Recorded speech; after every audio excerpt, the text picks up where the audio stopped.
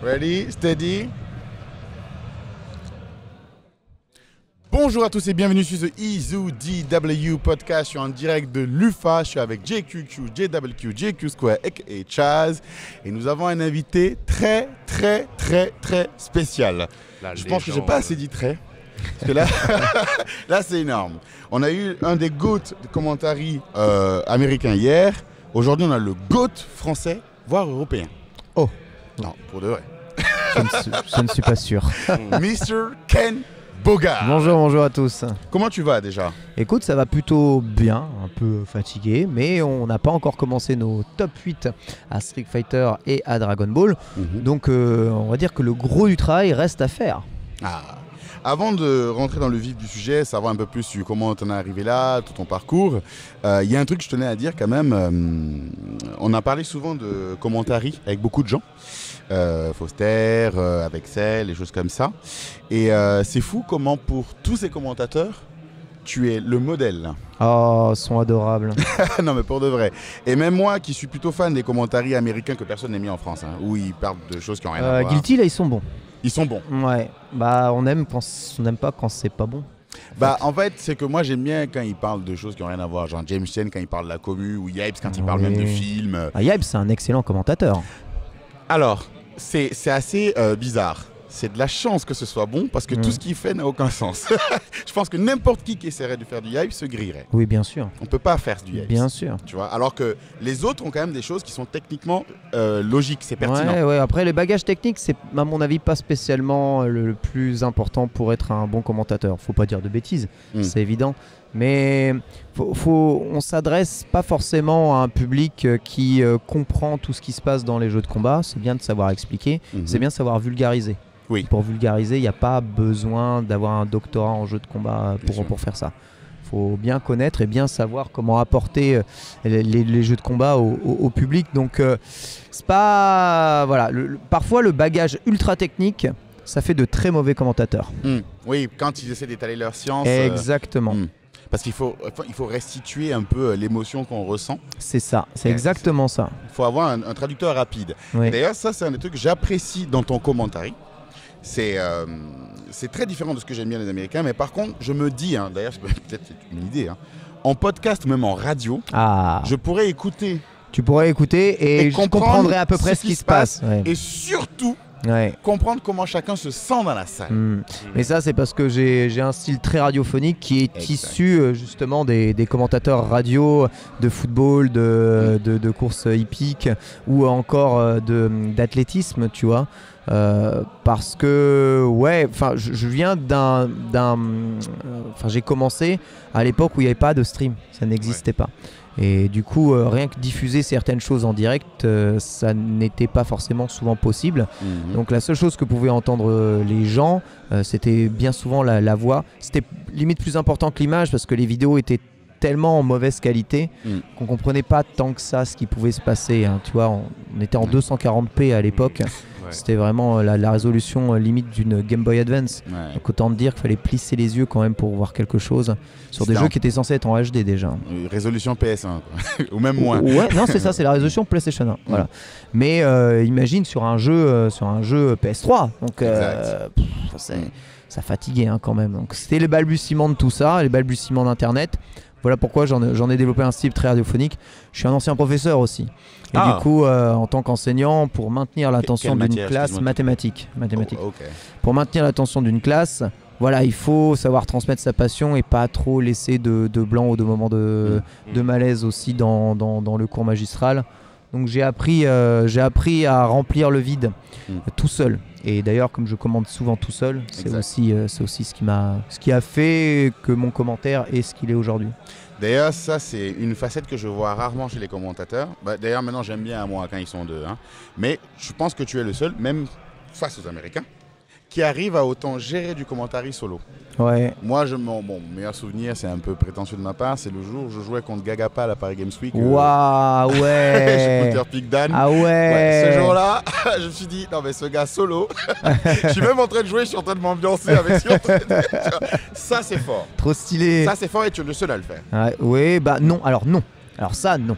Ça, on va remettre quand même l'église au centre du village, mais ce sont les commentateurs japonais qui ont été les premiers à commenter solo les tournois, parce que d'origine, c'est le commentateur du Tenkaichi Budokai, des shonen manga qui est seul et qui ambiance la foule. Ici, c'est les showrunners de boxe qui sont seuls et qui ambiancent la foule, c'est les commentateurs du Togeki qui sont seuls et qui ambiancent la foule, c'est les commentateurs de salles d'arcade qui sont là pour ambiancer évidemment tous ceux qui sont dans la salle d'arcade au tournoi qu'ils organisent eux-mêmes, et ils commentent seuls les jeux de combat depuis toujours, déjà parce qu'il n'y avait pas les moyens de brancher de micro, qu'il n'y avait pas les installations et les setups pour le faire, et que voilà, il fallait se débrouiller tout seul. Donc non, je suis pas le premier à le faire, moi j'ai juste repris, on va dire, l'héritage de cette école qui est l'école originelle du commentaire de jeux de combat. C'est quelque chose qui se fait seul. C'est aux États-Unis qu'on a importé le commentaire en duo, et aujourd'hui on les mimique parce que sûrement ça marche peut-être mieux, mais c'est vrai que je me sentirais jamais autant à l'aise tout seul. J'aurais toujours des choses à dire. Tu préfères le commentaire solo ? Je préfère commenter seul. Ah oui, je préfère commenter seul. Ça veut pas dire que j'aime pas commenter à deux, mais du coup je m'ennuie parce que pour moi c'est trop simple, je sais pas comment dire.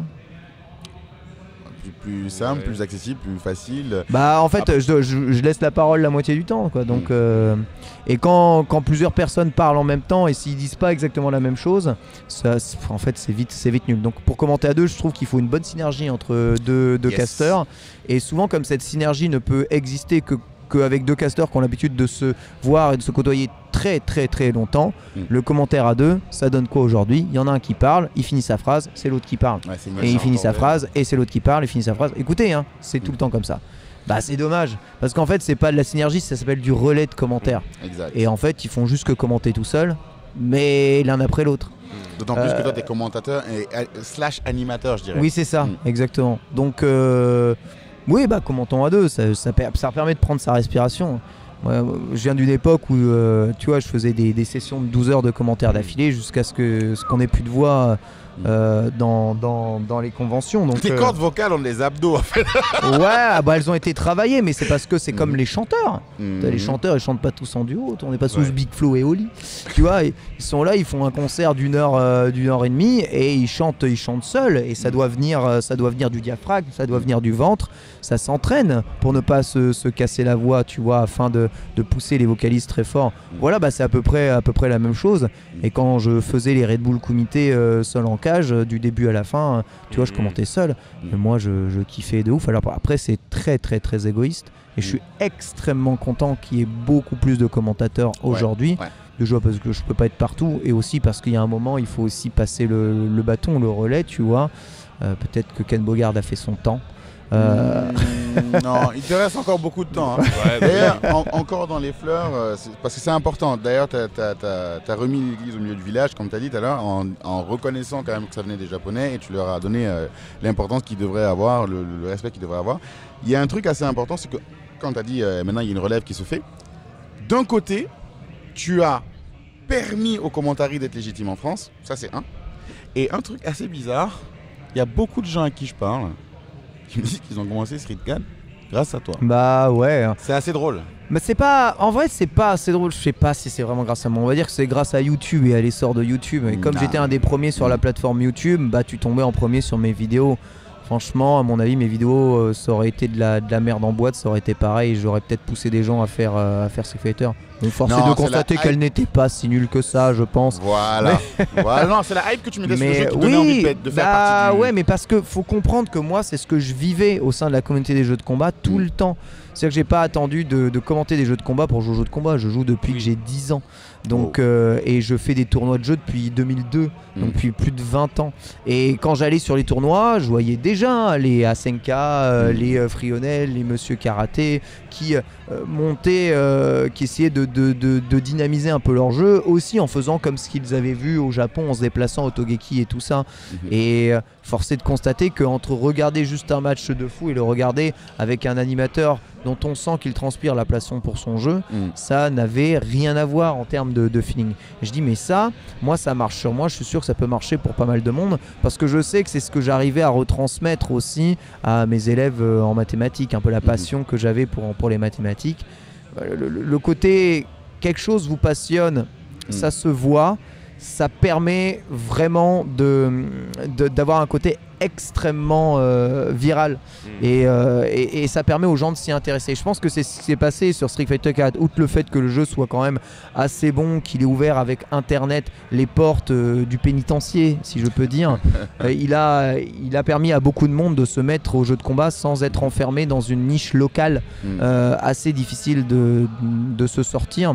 Voilà, peut-être que de regarder des vidéos YouTube de joueurs ultra forts, ça les a rendu cool, mais je pense pas que ce soit mon commentaire à proprement parler qui ait aidé à faire ça.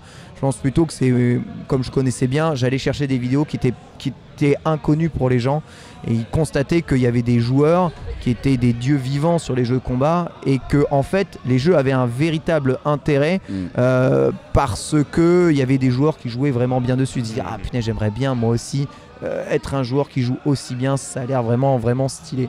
Et je faisais que mettre en évidence le talent des joueurs qui jouaient au jeu. Et je pense que ceux qui ont donné envie de jouer aux joueurs, c'est pas Ken Bogard, c'est Tokido, c'est Umehara Daigo, tu vois, c'est Justin Wong, c'est les joueurs qui leur ont donné envie. Juste quand tu regardes une vidéo avec des joueurs sans analyse pure et dure, bah tu comprends pas trop non plus ce qui se passe et tu comprends pas trop pourquoi c'est intéressant. Donc t'as tendance à zapper, sauf si c'est l'Evo Moment 37, tu vois, même l'Evo Moment 37, tu t'intéresses pas plus à ce qu'il y a au fond. Quand tu as un commentateur qui vulgarise derrière, bah, tu t'intéresses à ce qui est. Mais globalement, ce qui t'intéresse, c'est le match. C'est pas le monsieur qui parle dans le micro. C'est assez drôle. Lui, ce n'est qu'un accessoire. Tu as donné tous les éléments qui participent à dire que tu es un des éléments déclencheurs de l'engouement pour Street Fighter 4. Il n'y a pas que le commentary, il y a le choix de vidéo, il y a retranscrire ce qui se passe. Ouais. Voilà. Après, on a vécu... tu as juste montré ce que toi, tu ressentais à l'intérieur. Voilà, c'est ça. C'est exactement ça. Mais bon... Je tiens à te redonner cette paternité-là quand même. Ça, c'est très important. Mais si tu as, on va dire, participé en tout cas à l'engouement qu'a Street Fighter 4, qui a participé à l'engouement te concernant pour le commentary? C'est très clairement le Togeki et les premiers Stunfest que j'ai fait. Alors j'ai fait les premiers Stunfest, c'est Asenka, Guillaume d'Horizon. Dédicace à Asenka. Ouais, Frionel. On va dire l'ensemble de l'organisation du Stunfest. À l'époque, il y avait même Real Myop et Cœur de Vandal qui commentaient des speedruns là-bas, tu vois, et qui expliquaient un peu comment les speedruns étaient. Je pense que ça m'a donné vraiment envie d'y faire. C'est vrai que quand je suis revenu du Stunfest en 2007, je me suis dit, ça j'aimerais vraiment... Ça serait peut-être super intéressant de faire ça. Puis en 2008, YouTube a devenu un peu accessible. Je me suis dit, je vais tenter un peu au pif de le faire. On verra bien ce que ça va donner. Mais ouais, c'est surtout ça. Après, il faut savoir que nous, on se passait les vidéos via DVD, via comment on appelait ça, les DVD ripés, là, les DivX. Oui. Des matchs japonais, parce que eux enregistraient tout sur DVD et ensuite ils vendaient les DVD dans les salles d'arcade de matchs. Oui, ils vendaient les DVD dans les salles d'arcade de matchs super stylés et super commentés. Le Togeki, c'était en DVD, il fallait l'acheter, tu vois, à partir de 2002. Et nous, on se passait ces DVD là et on regardait les DVD et on voyait des matchs, des trucs, et on pensait même pas possible le niveau sur les jeux auxquels on jouait. Et les commentateurs derrière en japonais, on comprenait rien de ce qu'ils racontaient, d'accord. Ils étaient tellement over la hype, over level, ça donnait trop envie. Et tu vois, c'est ça que je suis en train d'expliquer. En fait, les japonais m'ont donné envie de commenter, je comprenais rien de ce qu'ils disent. Ouais. Tu comprends ce que je dis? C'est transmettre l'émotion. C'est pour ça que je te dis que ce soit Ken Bogard, que ce soit n'importe qui a une émotion sincère au travers des jeux de combat, bon évidemment qui raconte pas de la merde, surtout si c'est dans la langue que tu comprends, c'est plus important, ça marche. Exact. Et ça marche dans tout, ça marche sur League of Legends, ça marche sur Minecraft, ça marche sur Rocket League, ça marche dans tout. Alors l'émotion, c'est vrai qu'on la ressent. D'ailleurs, c'est ce que j'aime bien chez Yipes, on sent qu'il vit ce qu'il dit. Et c'est quelque chose qui s'entraîne difficilement. Comment toi, tu t'es entraîné à maîtriser cette façon d'approcher le combat? Franchement, à force de faire des vidéos, j'ai commencé à trouver mon style, à établir, à avoir plus de réflexes cognitifs. On va dire que j'avais déjà les bases de connaissances de jeux de combat très très établies, parce que depuis 2002 vraiment je théorie-craft les jeux assez intensément. Et puis ensuite franchement c'est le métier de prof. Je te jure c'est le métier de prof. Le métier de prof c'est un métier d'animateur. Oui. Donc les maths, le pont entre l'enseignement et le commentaire de jeux de combat, a priori ça a l'air d'avoir rien à voir. Moi je le trouve évident. Ouais. Franchement je le trouve évident. Donc pour moi, je dis souvent, je fais le même métier, j'enseigne les jeux de combat maintenant, c'est tout. Excellent, c'est bien dit. Et au niveau aussi des débuts, professionnellement parlant, comment c'était? Parce qu'il n'y avait aucune visibilité. Ouais. Et en plus, si je me rappelle bien, tu devais te balader avec ton matos. Il n'y a pas de réseaux sociaux, je devais me balader avec mon matos, encore ça allait, mais les structures, franchement les structures se structuraient de plus en plus. Et les salles d'arcade avaient investi dans un peu de matériel pour pouvoir enregistrer des vidéos, il y avait des tournois qui commençaient à vouloir vraiment diffuser pour faire de la publicité de leurs événements. Généralement quand j'arrive... On est à quelle année? On est en 2009. Ok. Généralement en 2009 quand j'arrivais sur un événement, il y avait quand même déjà un matériel pour pouvoir faire des choses. Parce qu'en fait ce matériel il est pas si éloigné du matériel de concert qu'on peut avoir. En fait, donc, je sais qu'aujourd'hui, là je vois la platine Rode que tu as, en vrai c'est du matériel ultra accessible maintenant pour n'importe qui, ça c'est abusé. Plug and play. Avant, ouais exactement, plug and play. Avant on avait des trucs uniquement professionnels, tu vois, on vendait pas ça entre guillemets au grand public, mais ça restait quand même accessible et toutes les grandes salles des fêtes en possédaient. Donc de toute façon, à partir du moment où tu étais dans une salle de spectacle, que tu étais dans une salle des expositions ou une salle des fêtes, tu avais généralement accès à ce matos pour peu que tu le louais. C'était pas si compliqué. Ce qui est devenu compliqué, c'est la diffusion sur internet. Là ça commence à devenir compliqué. À partir de ouais, c'est ça. À partir de 2012, quand Twitch est arrivé, est devenu un peu plus public, il a fallu avoir quand même des PC qui soient capables de tanker des flux d'encodage assez importants et des flux de diffusion, donc des connexions internet qui aillent avec. Là par contre techniquement ça a été vraiment très dur, mais parce que les infrastructures n'étaient pas encore en place. Aujourd'hui il y a presque la fibre quasiment partout et le matériel n'a jamais été aussi accessible. Enfin c'est abusé, aujourd'hui tu veux devenir streamer, tu fais ton pack à 1000 balles et tu as le full Sano et le truc. Avant il n'y a que la radio qui pouvait se payer des micros aussi ouf et des platines aussi ouf. Maintenant tu fais quasiment ce que fait la radio chez toi pour un billet de 1000. En plus la radio c'est fixe et là maintenant même pour maintenant, le même la prix, mobilité, tu peux avoir la même chose et mobile. T'achètes un zoom et 2 micros au pif et t'es bien, tu fais du podcast donc ouais voilà c'est ce qui change beaucoup avec notre époque, l'accessibilité de ces choses là et la réduction du prix, merci l'ère numérique finalement. Pour tout ça. Donc ouais, en tout cas, j'ai pas galéré énormément avec mes setups un peu partout. Ce qui a beaucoup changé, c'est l'arrivée des réseaux sociaux. Ça fait changer énormément de choses parce qu'aujourd'hui, notre métier, il est aussi un métier d'image et il faut entretenir cette image. Et ça, c'est quelque chose qu'on n'avait pas trop à faire avant. Ouais.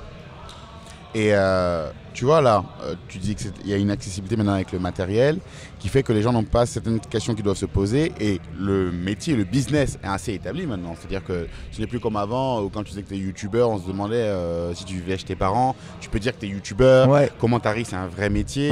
Est-ce que c'est pour ça qu'on observe que les commentateurs de maintenant sont souvent des freelances, là où toi tu as choisi de ne pas l'être? Ouais, alors j'ai commencé freelance aussi, faut savoir, mais je pense que si tu es juste commentateur, freelance, c'est impossible de gagner ta vie en France. Même Ken Bogard. J'ai jamais réussi. C'est le seul truc que je trouvais étrange chez toi. Jamais réussi à gagner ma vie en tant que commentateur. C'était impossible. Les événements sur lesquels j'allais, il y en a pas tous les mois. Et ensuite, ça me rapportait 500 balles par mois. Qu'est-ce que tu veux vivre avec ça? Souvent, en plus, dans les jeux de combat qui sont des communes qui n'ont pas non plus énormément d'argent et qui organisent des tournois avec 3 francs 6 sous, souvent dans le milieu associatif. Non, tu peux pas arriver et de réclamer de l'argent à des gens qui se donnent de leur temps et qui se butent pour organiser un tournoi. Non, tu les aides et ça, c'est pas possible. Enfin, je pense à l'échelle française. Tu fais pas des jeux de combat, enfin des jeux extrêmement populaires, c'est pas possible de vivre du commentaire. Par contre, tu peux vivre de l'influence, tu peux vivre du streaming, et encore c'est de plus en plus dur. Tu peux vivre de YouTube, mais c'est un tout cumulé, tu vois. Juste être commentateur, c'est pas possible. Donc moi, c'est vrai que pour gagner ma vie, j'ai dû intégrer des structures pour pouvoir faire le métier que je voulais.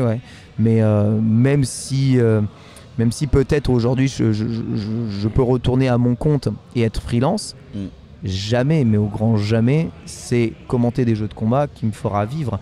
Au mieux, les meilleures années, pour être totalement transparent avec vous, les meilleures des meilleures années, et il faut que je sois embauché partout de chez partout, je me fais 10 000 € par an. Oh. Voilà. Et il faut que je sois embauché partout, c'est-à-dire que je fasse toute la Street Fighter League, tout le Capcom Pro Tour, la totalité des événements européens où ça parle français en commentaire. Je me fais max 10 000. Mais franchement, voilà. bon, ok, mais là je comprends mieux parce que je me disais, mais c'est pas possible qu'un gars comme Ken Bogard, parce qu'il n'y a pas que le commentaire, il y a aussi l'image que tu as. C'est que si tu es dans un event, les gens viendront d'avoir des revenus par streaming, des revenus peut-être même en merch. On aurait acheté des t-shirts Ken Bogard. Non mais bon, après je te dis ça, c'est tes choix, tu fais ce que tu veux. C'est juste que moi en tant que fan de Street, je dis mais c'est pas possible quoi. D'après toi, combien je touche aujourd'hui ici pour cet événement de 3 jours? Vas-y. Un yacht, dis un la coke. Ouais. D'après vous, combien je touche pour un événement comme ici? Ah, un événement ici? Ouais, ici l'événement, les 3 jours d'événement, combien je touche? 800 € la journée? Vas-y. J'aurais dit quelque chose pareil. Ouais. Rien. Non. Non mais en plus tu commentes, t'as fait le commentaire de Street Fighter. Non. Oui. T'as fait le commentaire de Dragon Ball. Oui. Et après peut-être d'autres choses. Je le fais gratuitement. Non, tu le fais gratuitement. Je fais gratuitement. Mais je c'est fais parce que gratuitement. t'as choisi de le faire gratuitement. Oui, mais en échange, tu vois, c'est streamé sur ma chaîne. Mais que va me rapporter ma chaîne durant ces 3 jours? 150 €, je pense, un truc comme ça, sur l'ensemble de la diffusion avec les pubs et les machins, c'est tout. Voilà. Attends, mais donc, pourquoi tu prends pas de cachet? Mais parce que, vous pensez qu'on gagne de l'argent ici avec l'UFA? Je pense que l'UFA peut vous payer 800 balles la journée. L'UFA ne gagne pas d'argent. Moi, Abou, je le connais depuis tellement longtemps.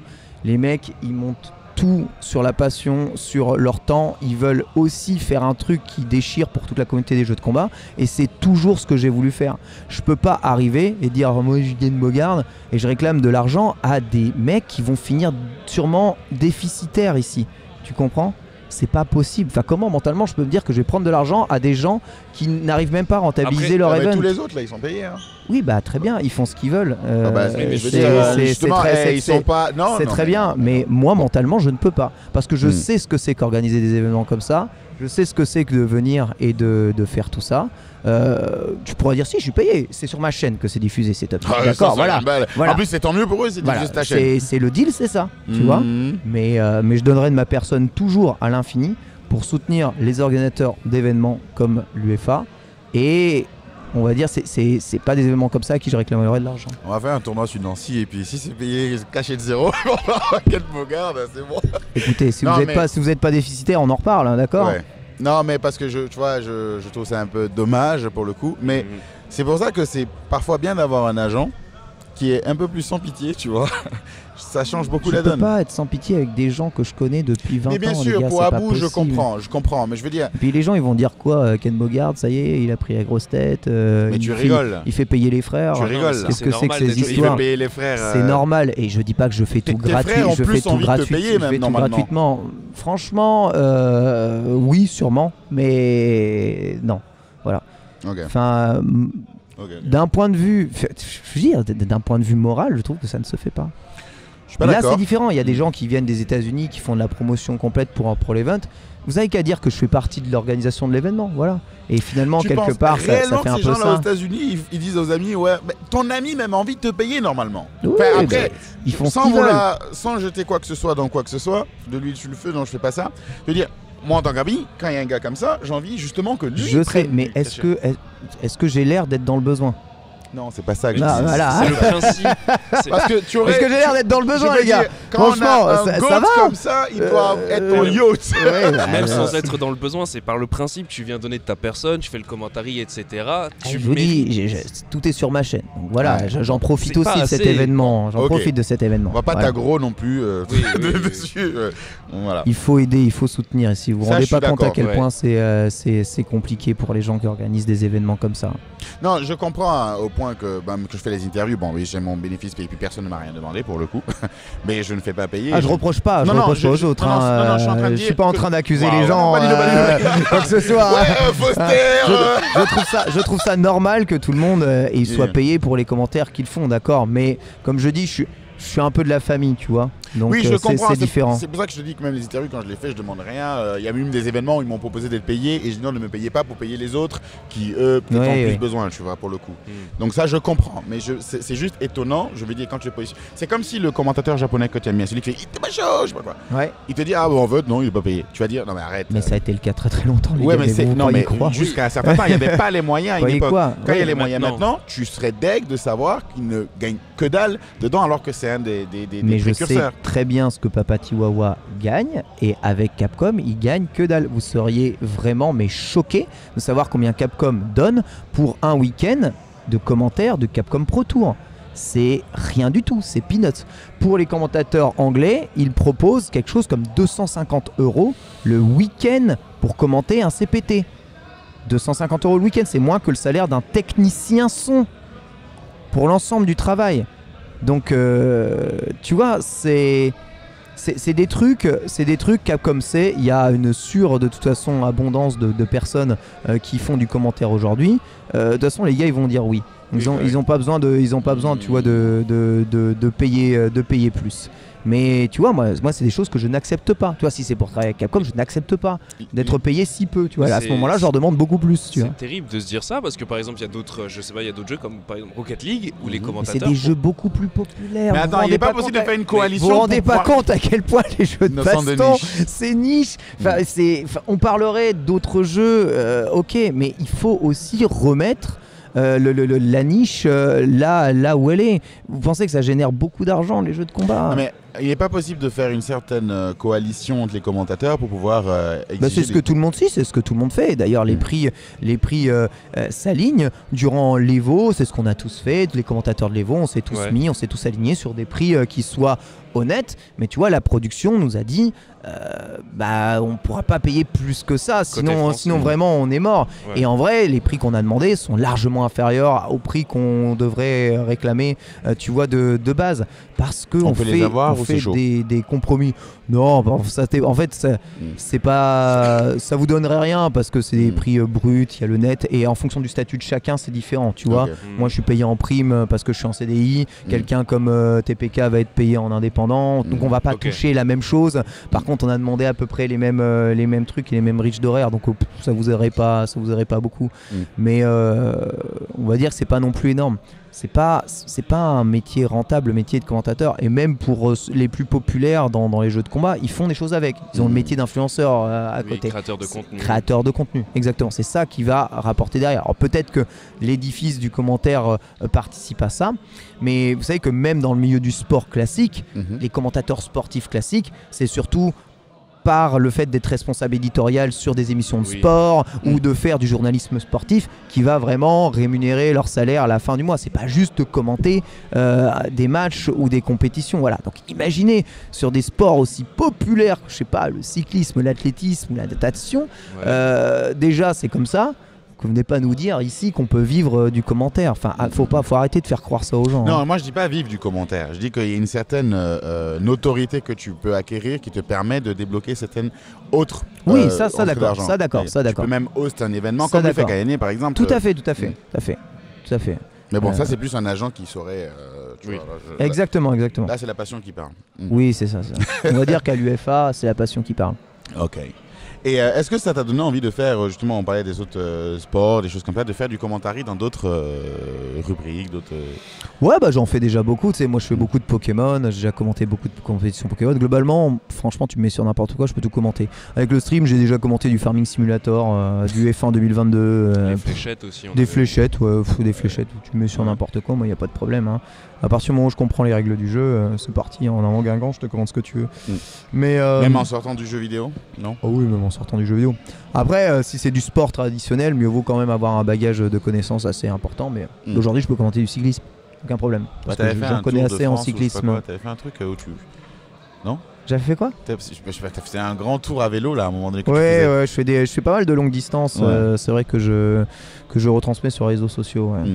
J'ai fait quoi? Paris-Le Mans à vélo, j'ai fait Paris-Le Havre à vélo et Paris 3 à vélo. C'est une Depuis passion des récente 220 ou que t'as km. toujours eu? C'est une passion qui m'est venue surtout en sortie de confinement. Mon physique était juste dramatiquement catastrophique, que j'étais à 80 battements minutes au repos. Wow. Je me suis dit, il faudrait peut-être que je fasse du sport. Wow. Voilà, je me suis fait à faire du sport. Moi, je suis asthmatique. Donc les seuls sports qui me vont bien, c'est des sports doux, sans traumatisme violent. Je ne vais pas trop faire de course à pied, je fais vite des crises d'asthme. La natation avec le Covid, c'était compliqué parce que les pédiluves. Ouais. Et du coup, le vélo, c'est un peu... Toujours été fan de sport mécanique. Aujourd'hui, on va être honnête, le sport automobile, c'est pollution lente, donc c'est pas non plus c'est pas les disciplines les plus en vogue actuellement, même si encore peut-être bien trop. Le vélo, ça c'est franchement, ça s'est imposé à moi comme étant naturel. C'est à la fois un moyen de transport craqué et à la fois un moyen de faire du sport ultra cool, quoi. Ça vide la tête, ça entretient le corps et l'esprit. J'aime beaucoup le vélo. Ouais. Et là, t'as pris quoi, un semi-électrique? Non, je suis en musculaire pur. Pur. Ouais. Okay. Alright. Et après, j'ai plusieurs vélos. Flex. On a souvent beaucoup de vélos, les fans de vélo. Ça coûte cher un vélo de compète. Un vélo de compète, oui, ça coûte très cher. Hein. Mon vélo, il coûte plus de 4 000 €. Hein. Ah oui. Donc, on a des clients dans la ville tous les jours qui vendent des vélos électriques à 8 000 balles, quoi. Oui. Les moustaches, les trucs comme ça, ça peut vite monter. Des trucs très solides. Et ça se bichonne un peu comme une voiture, c'est-à-dire on change les Ouais, roues mais souvent. techniquement, c'est extrêmement simple. Donc okay. là où les voitures, c'est plein de parties techniques très compliquées. Un vélo, c'est d'une simplicité déconcertante. Et même des vélos de compétition ultra de pointe. Hein. Bon, il y a des transmissions électroniques qui sont peut-être un peu... et la partie peut-être est un peu la plus compliquée, mais sinon, c'est des pignons, une chaîne, deux roues, un cadre, un guidon. Hein. Donc c'est très très simple, hein, vraiment, un vélo. Et avec des compétences en mécanique basiques, tu peux réparer ton vélo. C'est très facile de changer une roue de vélo, oui. de changer une chambre à air quand tu as crevé. Si tu as déraillé, c'est très simple de remettre une chaîne en place. Mon gars, si tu as la courroie qui sort de ta voiture, bonne chance pour la remettre en place quand tu es en bagnole. Quand tu as crevé, c'est toujours l'enfer en voiture. Le vélo, tout est plus simple. Tout est plus simple et... Bon, outre le fait que tu n'es pas obligé d'acheter un vélo à 4 000 balles, mais tout est moins cher aussi. Et t'as rien à consommer d'essence quand tu te déplaces. Donc en fait, ça m'a fait gagner énormément d'argent de me mettre au vélo et ça me fait être en meilleure santé. En fait, il y a de voir un meilleur que décor. des bénéfices. Et de voir un meilleur décor, parce que quand t'es en voiture, tu regardes pas forcément autour de toi. Oui, ça c'est vrai. Ah oui, ça c'est vrai que t'apprécies. Mais moi, ça j'ai toujours apprécié. Je suis quelqu'un de la campagne, donc j'ai toujours apprécié beaucoup la nature et les voyages. Par contre, le risque n'est pas le même, parce que la sécurité à vélo est... Ça, c'est une idée reçue. Hein. Si tu es prudent à vélo, il n'y a pas de plus de risque. Ceux qui meurent à vélo, c'est ceux qui sont en cause, c'est les automobilistes. C'est eux les assassins, c'est eux qui tiennent des engins de mort dans les mains, c'est pas le vélo. Alors oui, je comprends que ça puisse faire peur à certains moments, surtout que les infrastructures sont pas top.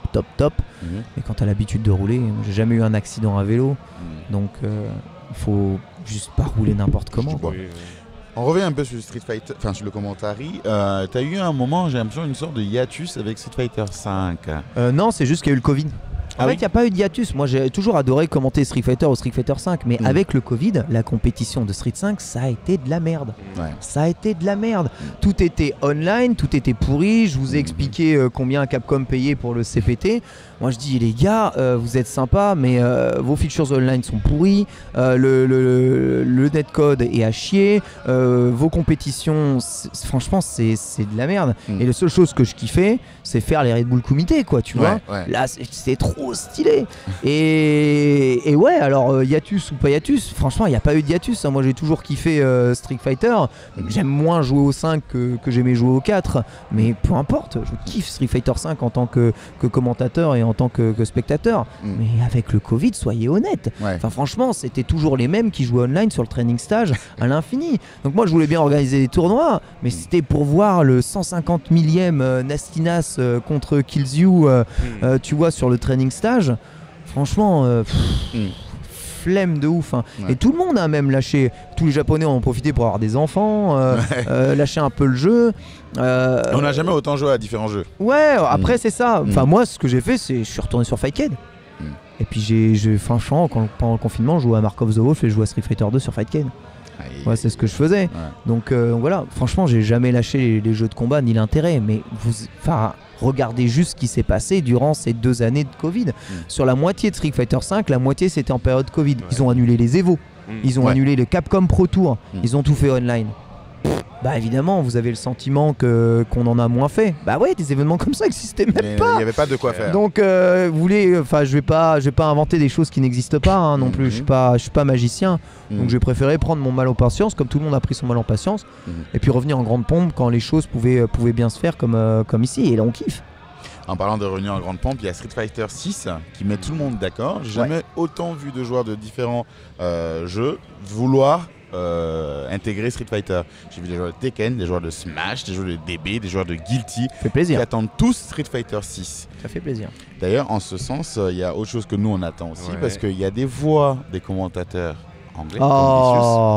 Comment ça se passe de ton côté? Vu que avec Capcom c'est pas forcément la négociation la plus simple la plupart du temps. Franchement, j'ai des très bons rapports avec Capcom, il faut le savoir. Bon, faut différencier Capcom et puis ceux qui organisent le business, le Capcom Pro Tour, etc.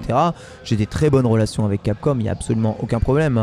Bon, je trouve qu'ils continuent de se structurer, mais tu vois, aujourd'hui on a négocié la Street Fighter League avec eux, ça s'est ultra bien passé. Capcom Japon reprend les rênes de beaucoup de choses, ils comprennent les problématiques, ils savent exactement un peu mieux le monde dans lequel on vit, le monde de l'influence, des personnalités, ils commencent à connaître la valeur des choses, des commentaires. Ça évolue, je veux dire, ça évolue vraiment. Bon, évidemment, je dis durant la période Covid, c'était pareil, il y avait quasiment pas d'activité, et puis le Capcom Pro Tour, ils le maintenaient en vie juste pour pas perdre la licence. Donc évidemment, les prix que je vous ai donnés sont débiles, mais parce que la situation était débile. Voilà. Les choses, c'est plus comme ça, ça change et ça va très bien. Et j'ai des très bonnes relations avec Capcom aujourd'hui. C'était loin d'être le cas d'ailleurs à la fin de Street Fighter 4. Aujourd'hui, ça va très bien. Et Street Fighter 6, c'est vrai qu'il est très très attendu de tout le monde et qui semble un peu faire l'unanimité, en tout cas pour tous ceux qui ont pu tester le jeu. Ça me fait très plaisir. Moi-même, je suis extrêmement saucé par le jeu. Je le trouve à la fois très agréable à regarder et très agréable à jouer. Et ça, c'est quand tu mêles les deux, c'est vraiment, tu tiens déjà un produit cool, tu vois, à amener aux gens. Facile d'accès et avec une certaine profondeur. Mais maintenant, est-ce que tu en sais plus ou est-ce que tu peux en dire plus sur l'éventualité d'avoir ta voix aussi Pour le moment, je n'ai été contacté de rien, ni personne. J'ai pas enregistré de voix. Voilà, il n'y a pas de projet d'enregistrement de voix qui est là. Si on le fait pour la France, on doit le faire pour l'Espagne, on doit le faire pour l'Allemagne, on doit le faire pour l'Italie. Mettre les commentateurs français, c'est chiant, en fait, tu vois. Donc je pense pas qu'ils le feront un jour. Et après, pour vous dire la vérité, cette fichure de commentateur, moi je l'aime pas trop. Ah ouais en ça fait, peut gêner le vrai commentaire. Franchement, déjà, je pense que c'est un peu pour les casus qui veulent s'amuser et avoir des semblants de commentateurs, mais les phrases reviennent en boucle à des moments où tu veux, c'est tout le temps la même chose. C'est bien 5 minutes, mais quand je joue au jeu, moi la première chose que je fais c'est désactiver off. J'ai pas envie d'entendre James Chen dire wow, it's amazing, what a read. DP. Voilà, nice DP. Je veux pas. Ouais. Donc je pense que même si c'était Ken Bogard, j'aurais pas du tout envie en plus, ta de l'entendre, voix, tu vois. Exactement, parce que je sais que je vais enregistrer les mêmes lignes de dialogue que tous les autres en fait. C'est juste ça, et je connais déjà les lignes de dialogue. Je vous dis, ça va être... En vrai, c'est sympa d'avoir ça, mais c'est casse-pied. Vous le mettrez jamais. Vous réclamez, mais vous le mettrez jamais. Ça va vous saouler. Une fois que vous aurez joué 10 minutes, vous aurez entendu tous les loops de dialogue, vous aurez entendu tous les trucs, ça va vous saouler. Comme le commentateur de Pokémon Stadium vous saoulait au bout d'un moment à répéter toujours, tu vois. Après, moi j'aimais bien l'ambiance qu'il y avait en commentary sur Street Fighter 4 par exemple. Il disait c'était un peu derrière, c'était très en fond. Mais ils font ça depuis Street Fighter Alpha. Il y en a un peu dans Street Fighter 3 aussi. Ouais, ils ont toujours fait ça un peu en fond. Dans Street 5, il y a aussi un peu ce truc en fond. C'est un mec neutre qui est pas une voix connue identifiable et qui est là. Tu vois, dans Alpha, ça fait all depend at your skill, take it great, et puis c'est parti. Ça se lançait, tu vois. Donc ouais, ça a toujours été là. Il y a toujours eu un peu ces voix-là en dessus. Mais c'est cool que les jeux évoluent avec la fichure des commentateurs et ce sera, je veux dire, c'est que le début. En fait, pour le prochain, je vous dis déjà comment ça va se dérouler probablement. Il y aura des voix qui seront enregistrées par certains commentateurs et ce sera une intelligence artificielle qui reproduira de façon algorithmique un commentaire quasi fidèle avec des phrases vraiment originales. qu'elle elle-même programme en fonction de l'action. En fait, on n'aura plus enregistré des mots qui sortent à des moments donnés. Il y aura les moments et l'IA comprendra qu'il faut structurer des phrases avec ça. Ça risque de faire peur un peu parce que si on met cette IA en place, ça veut dire qu'on squeeze les commentateurs officiels et qu'on est obligé, on oblige de mettre ça en place. Alors on mettra jamais ça en place dans des événements comme ça, mais oui, dans les jeux vidéo, je suis persuadé que ça risque d'arriver et ça fait très peur à ceux dont le doublage est le métier, parce que aujourd'hui des doubleurs peuvent se voir enregistrer leur voix et utiliser leur voix pour des mots qu'ils n'ont absolument jamais donnés, pour je sais pas, faire de la navigation GPS ou des choses comme ça, juste parce que avec quelques mots enregistrés, une intelligence artificielle est capable de reproduire sa voix sur n'importe quel mot. Et si un jour tu enregistres un peu de Donald Renew et que tu lui dis ensuite je me mets dans ton GPS TomTom et dis-moi Donald Renew, tourner à droite, tourner à gauche, bah t'as la voix de Titeuf ou la voix de Spider-Man qui te dit de tourner à droite, tourner à gauche, alors que lui n'a jamais donné l'autorisation d'utiliser sa voix, etc. etc. Ouais. Donc oui, pour ça fait un peu peur, et c'est vrai que pour certains doublages d'animés, de trucs 3D, les technologies d'IA sont tellement avancées, de plus en plus avancées, que l'avenir viendra, à mon avis, pour la génération d'IA. Je sais pas si vous avez vu, mais ça arrive sur YouTube. YouTube génère des textes déjà en fonction des sons qu'ils entendent, mais ça va maintenant plus loin. Les textes maintenant sont lus dans une langue par YouTube, par une IA qui te reproduit du coup le texte qui a marqué ici, et qui du coup va te traduire une vidéo qui est en anglais. Derrière, ça va baisser le son naturellement, et tu vas avoir le commentaire français comme sur RMC ou je sais pas quoi découverte. Voilà, quand tu as les chasseurs de bûcherons, je sais pas quoi, qui sont diffusés, et derrière t'as le commentateur français qui est là, et bah YouTube commence déjà à faire ça. Et le truc quand on dit Exhibit là, ouais, je vais te tuner ta caisse. Voilà, exactement. YouTube commence à faire ça. Bah même sur Android en fait, tu as cette fonction. Ouais. Tu peux générer une voix qui de ouf.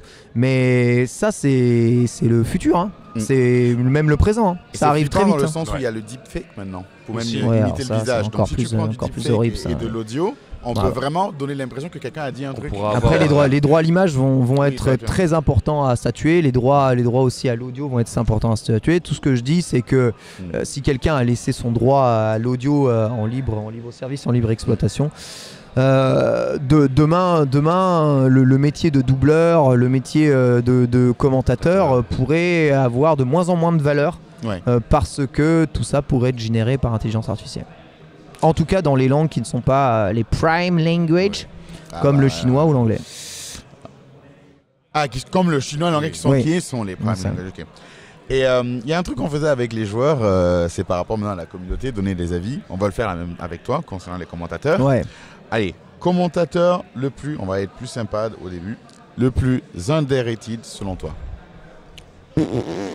Alors là, j'en sais rien du tout. Faudrait déjà les rated, les commentateurs, pour les underrated. Tu les rated jamais? Non, moi je rated pas les commentateurs. Qu'est-ce que... Je sais pas moi. Bah ça va être celui que tu penses, que tu apprécies le plus, qui est le moins connu. On va dire ce ratio là. J'ai aucune idée, je peux même pas vous répondre. Franchement. Ton commentateur préféré? Mon commentateur préféré, moi c'est les commentateurs japonais. Je pense pas Patiwawa, ça fait partie de mes préférés.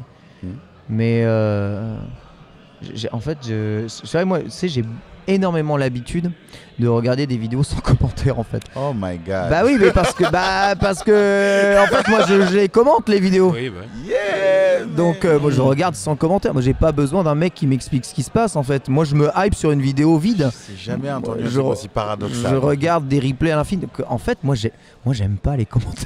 Oh my god.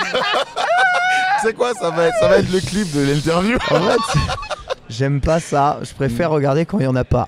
Ou alors, et je préfère surtout regarder quand je comprends pas. Ça c'est sûr. En anglais je comprends, en français je comprends.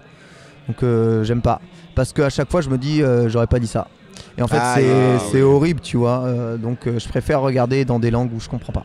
Commentateurs espagnols, ils sont trop stylés. Ouais, ils sont stylés. Tu comprends rien. C'est trop cool. Mais c'est vrai qu'ils s'ambiancent bien. Mais même en foot, ils sont trop forts. Ils sont trop forts. Le flow, le rythme. Et tu comprends pas l'espagnol. C'est chantant. Non, je comprends pas l'espagnol. Donc tant mieux. Ouais. Je comprends pas l'espagnol. Mais les commentateurs japonais aussi ont ce côté très chantant, mais parce que la langue est très phonétique. En fait, les langues qui sont très phonétiques, c'est bien. En anglais, j'entends amazing. Ça m'énerve. Et le français, c'est dommage, c'est une langue qui est assez monotone au final. De ouf, de ouf. C'est difficile. Il y a un accent. C'est difficile de lui donner l'accent. Ouais, mais moi, en tant que petit blanc, faut pas que je fasse l'accent, hein, frère. Hein, sinon, c'est vraiment très chaud en 2022. Tu fais Marseille. Je me fais taguer partout, hop là, fin de carrière. tu fais Marseille et à Forbach aussi. Ouais, j'avoue. Et tu vois, même quand tu dis Forbach, il y a... De ouf. Ouais, c'est vrai que moi je viens de l'est de la France, l'accent. Attends, tu viens d'où? De Troyes. Ah ok, je croyais que tu venais de Nancy. On n'a pas de Nancy, pas de Nancy, c'est encore un peu plus loin. Moi je suis de Troyes. Mais ouais. T'as deux doigts d'être parfait.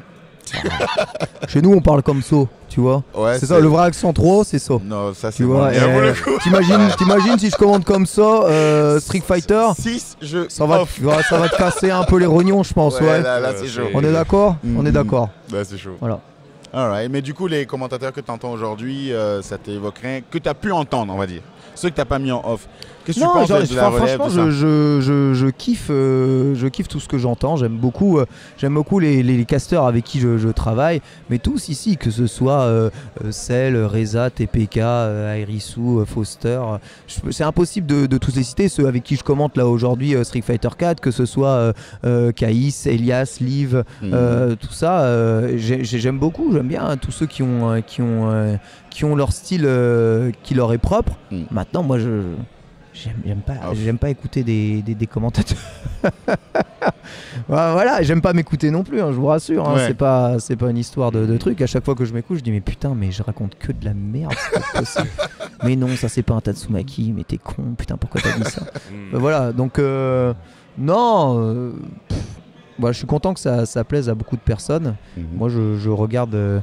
Je suis un mec qui regarde 3 heures de replay de tournois d'arcade de Mark of the Wolf, de la salade show, sans commentaire, tu vois. Et je vois les mecs jouer, je fais putain, ça doit être trop fort. Et en fait, je commande derrière ma salle, tu vois. Et c'est ça que je kiffe. C'est ton jeu préféré? Markov, ouais, sûrement. Encore aujourd'hui, ouais. Alright. There you have it, folks. Merci à toi en tout cas pour cette interview. Désolé, c'était décevant. C'était nul, c'était nul à chier. Pourquoi? Moi je suis arrivé, je me suis dit non mais Ken Bogard, le GOAT. Et je dis ah ouais non mais c'est ça Ken Bogard. En fait c'est qu'une merde, il croit même pas en lui. Il croit même pas en lui. On lui explique que les gens jouent au jeu grâce à lui. C'est moi qui est obligé de lui apprendre son métier, c'est quand même terrible. C'est pas le cas. Il veut pas prendre l'argent. Ouais, je prends pas l'argent, je vaux rien. Moi j'aime faire que du vélo, voilà. J'aime avoir une vie tranquille, ça c'est vrai. Alright. Ok, donc Mr. Troy, Ken Bogard était avec nous. C'était Izu DW en direct de l'UFA avec JQQ, JWQ, JQ Square et Chaz. Et on remercie encore le GOAT, the OG. Tout ça, ça veut dire des choses bien. Merci beaucoup. Ken Bogard. Merci. Check les gars. Allez, ciao, ciao.